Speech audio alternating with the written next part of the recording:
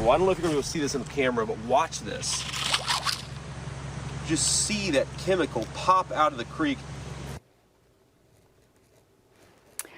So that's Ohio Senator J.D. Vance kicking up some chemicals right there in the river. He visited East Palestine. He says the waterways are, quote, disgusting. And the fact is the toxins, he says, are seeping into the ground. Senator Vance wants everyone to drink from water bottles.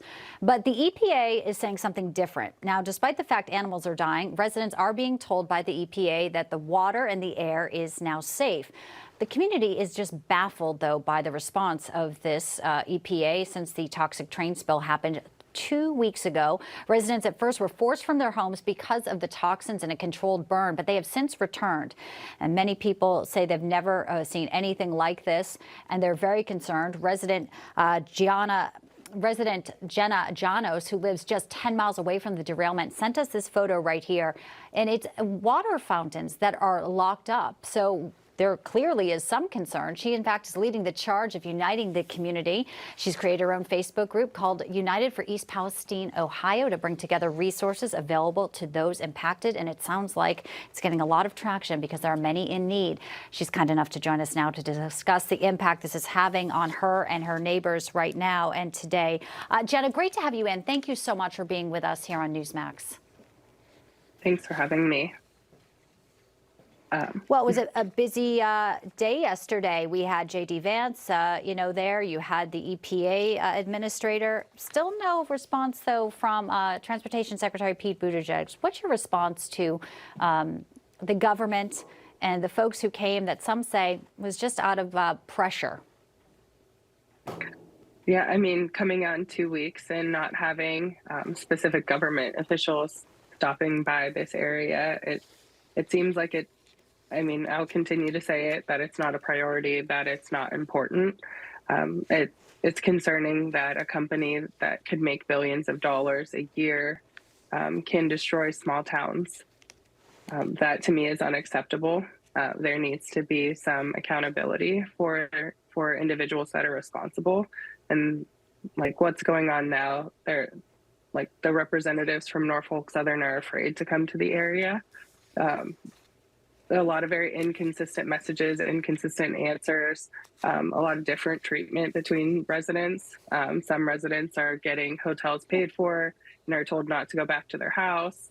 And while others who live around the corner are still at their house with debris from the railroad in their backyard and have had no contact with any officials. That's alarming and obviously very scary, I'm sure, for folks there. I know you have a Facebook group that you started. The governor came on our air and also had a news conference earlier where he said, yeah, it's safe to drink the water. Are you drinking the water? Do you believe what you're being told by the EPA? Well, the governor is probably specifically addressing the water for the local residents. That picture that had the water fountains locked up, that was something that I had sent from the high school where that town hall was held. If things are locked up, I would be very concerned about consuming that water. I will say I received an email from the water company where I get water from yesterday, so 13 days later, where they're claiming that the water would be safe for us to drink. But in the meantime, we've been, purchasing bottled water. We have kids, animals. We've seen what's happening to like other animals in the area. I mean, on the Facebook group, it's so popular. It's actually a full-time job to manage at this point with what people need help with and what people need answers to. And like we see people as far as 30 miles away saying their animals are getting sick from the water. Yeah, you mentioned you're a mom and you have kids. I mean, how are they handling all this, and how are you keeping up the good face, as we know moms everywhere, do? What's it been like emotionally for you and your family trying to make things, I guess, you want the kids to not be, you want to shield them, from some of the fears and concerns. Right. They know just a little bit about, there's a lot of people that we need to help. I think it's a good lesson for them to see how we can run to a crisis and support in any way that we can. I just started a Facebook group to gather resources, and the more that I realized what was needed, the bigger it's become. I've been on the news a couple times And the amount of people that want to help that aren't government related is astonishing.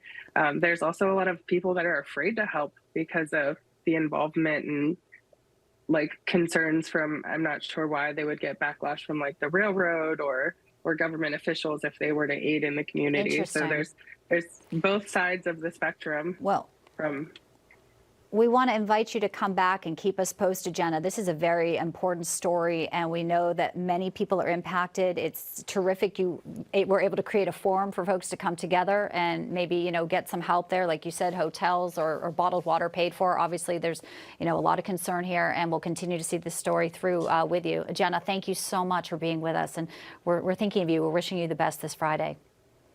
Thanks for having us. Thank you.